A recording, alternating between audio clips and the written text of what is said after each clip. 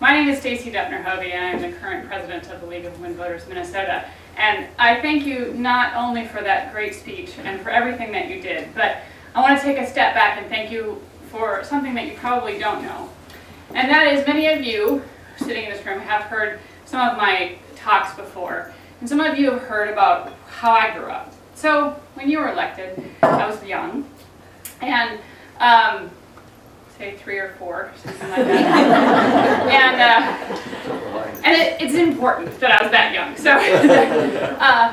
and I grew up under the tables at my mother's League of Women Voter meetings. Literally under the tables at my mother's League of Women Voter meetings. She was the president of the League of Women Voters in New Brighton. And she also sat on the state board as budget chair, and I think she did some other things. She probably walked in and became president just like you did. That's just still what happens. But I have these memories, and I say this when I talk about my memories. I have these memories of sitting under that table and listening to the women, and I don't know what they were talking about. I was 3 or 4 or probably 7 and 8. Might not have been under the tables at that point, but I don't know what they were doing, but I knew whatever they were doing was changing the world. It really was. And I remember there being heated discussions. I remember them talking, my mother talking. First of all, my mother knew everyone in town, all the time. Oh yeah, I know him from the league, I know him.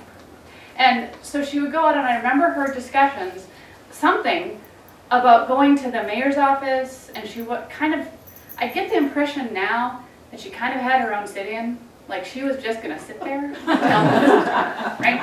And I'm sure that he did. And so what you taught me tonight was I got to hear your vision of what my mom and all of her league friends were talking about. And I'm right. They really were changing the world.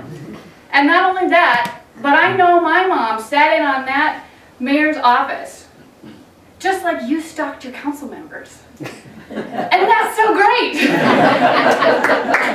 Because these women were out there doing whatever you were out there doing whatever needed to be done. And so as I think about what the league means to me and what the league means to this state, it's things like that. I didn't know that you had your cadre of League of Women Voters people who ran the world at that point, as far as I was. But I know that I have had good friends in the League of Women Voters, and we dream about, wouldn't it be awesome if we were the Secretary of State? And we could take over everything, right? And so I understand that dream, and it's so wonderful to hear that. And the way I grew up was that there was this Secretary of State, and it was Joan Growe. And so when you were no longer Secretary of State, in my world, it was like, but who is then? Then what do we do now? So these are the things, these are the reasons why the League of Women Voters is so important. And I'm just going to talk about 2, really. And the first one really goes to what I've been talking about. I get to stand here in this room and listen to Joan Growe, who, as far as I'm concerned, is the only Secretary of State that ever existed, because that's who it was for so long. And I get to have a conversation with Justice Tomjanovich, who for those of you who don't know, also I'm a lawyer, and I used to be the executive director of Minnesota Women Lawyers. Justice Tomjanovich is one of the founding mothers for Minnesota Women Lawyers.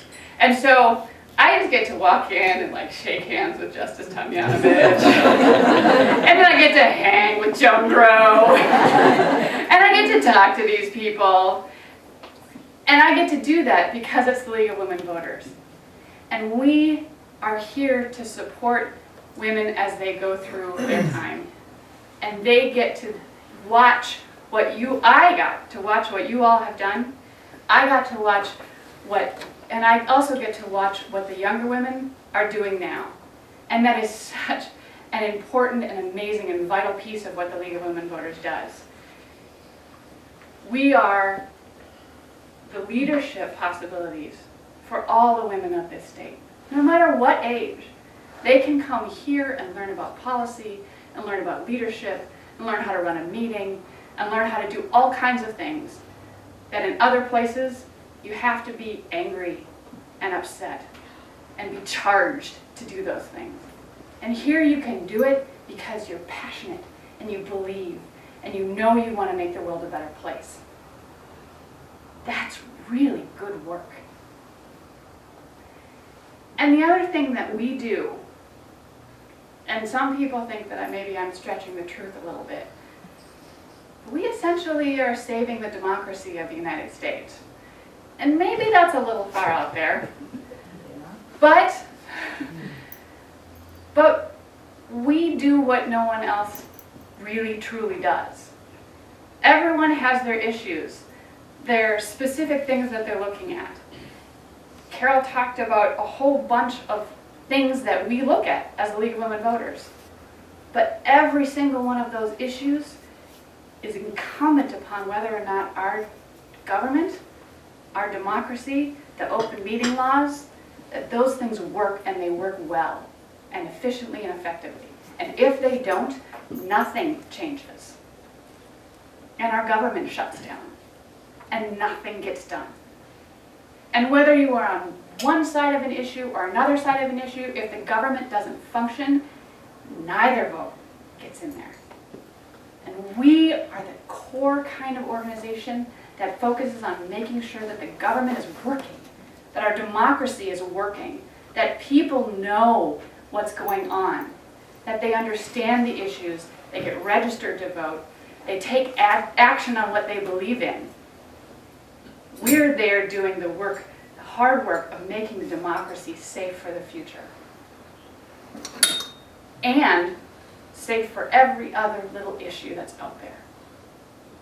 With campaign finance being what it is now, and more Supreme Court decisions coming down that don't seem like they're going to be what the League of Women Voters might consider to be the best decisions, but they are the decisions that we're going to have to live with. It's more and more and more important that there are organizations like us that work on those core democracy issues. So that's why I am glad you all are here. That's why I am glad I am here. That's why I am so proud to stand up and be the president of the League of Women Voters Minnesota. To walk in the shoes of all of the women who have come before me, and to know that there is a great line of women coming after me. And to know that everything we have done for nearly 100 years now has been about building a better democracy. And we will continue to do that with support from people like Joan, and from all of you in this room, and all kinds of people across the state. And we need everyone here and everyone around the state to understand that our organization really does help to save the future of our democracy.